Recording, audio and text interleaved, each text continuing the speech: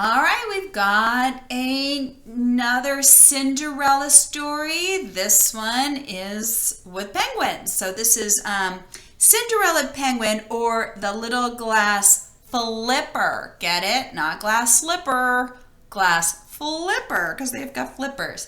So this is from Janet Perlman.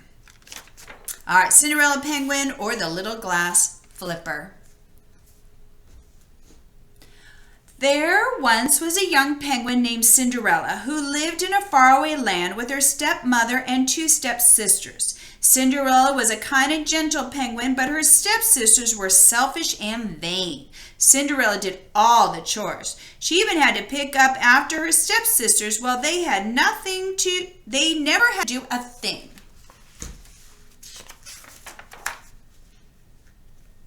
The sisters wore the finest of clothes and slept in a large, cozy feather beds with silk sheets and fluffy pillows. Poor Cinderella wore nothing but worn-out tatters and slept in the cold stone cellar up on a small shelf beside some old tin plates. One day it was announced that the Penguin Prince was giving a costume ball. The stepsisters and their mother received an invitation. Cinderella wanted to go too, but they just laughed at her. "The prince would never want to meet a shabby cinder block like you." For weeks the house was filled with talk of the ball. The sisters had costumes made from the finest fabrics.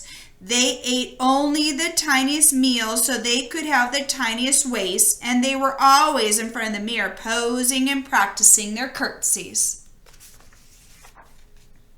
Finally, the night of the ball arrived. Cinderella rushed about ironing her stepsisters' costumes and helping them dress. Then, without a thank you or goodbye, the carriage swept the mother and stepsisters off to the ball.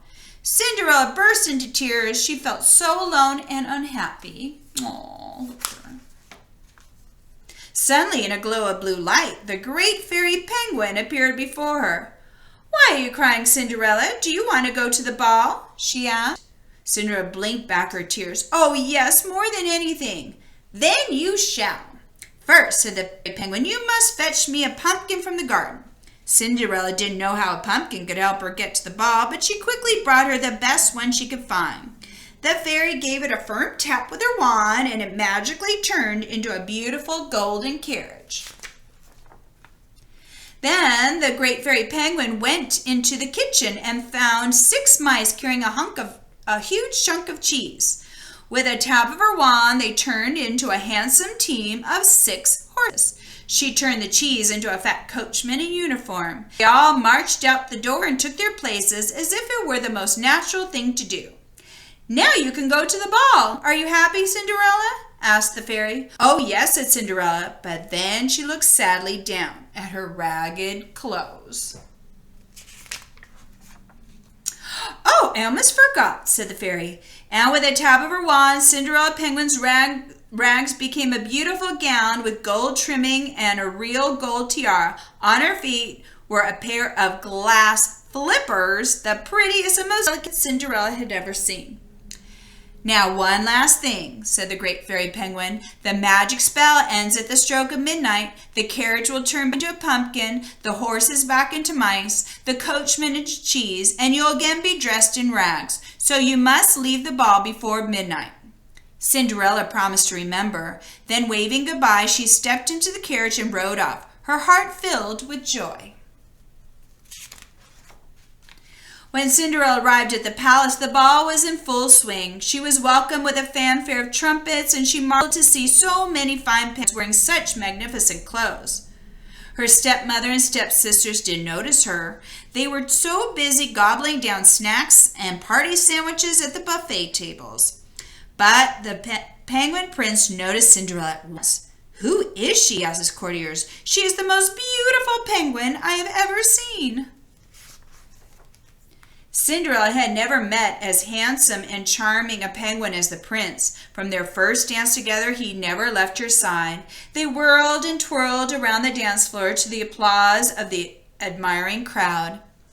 "Who is the beautiful young penguin who has captured the prince's attention so completely?" everyone whispered. "What a handsome couple! Oh, how well they dance together," they sighed. Cinderella had never been so happy. She wished the night could last forever.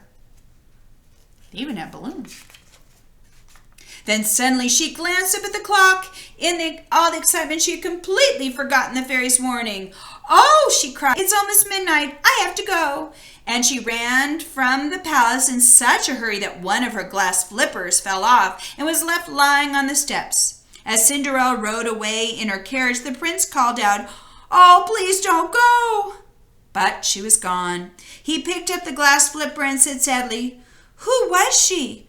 I don't even know her name." The next day it was announced that the prince would marry the penguin who fit the little glass flipper.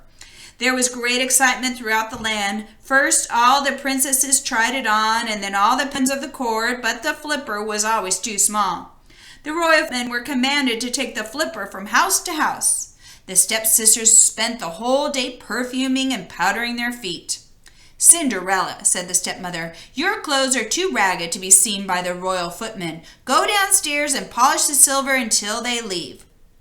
"Oh, please, I would like to try on the flipper too," said Cinderella, knowing it would fit her perfectly. The stepsisters laughed, but then they looked down at Cinderella's webbed feet. For the first time, they noticed how delicate they were. Look at big, big, big, tiny.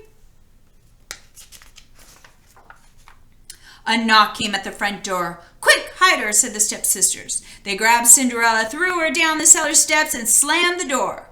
Poor Cinderella, she lay upside down with her foot caught tight in the door, unable to get free. See? When the footman came in, the stepsisters pushed and shoved to be first to try on the flipper.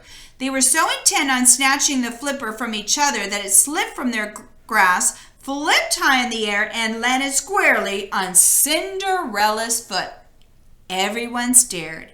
It was a perfect fit.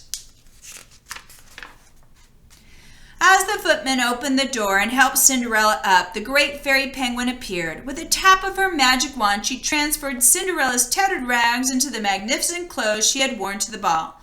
Cinderella was overjoyed. "Oh, thank you, fairy penguin. I thank you with all my heart." The stepmother and stepsister's beaks dropped wide open. They stared at Cinderella, sputtering with amazement.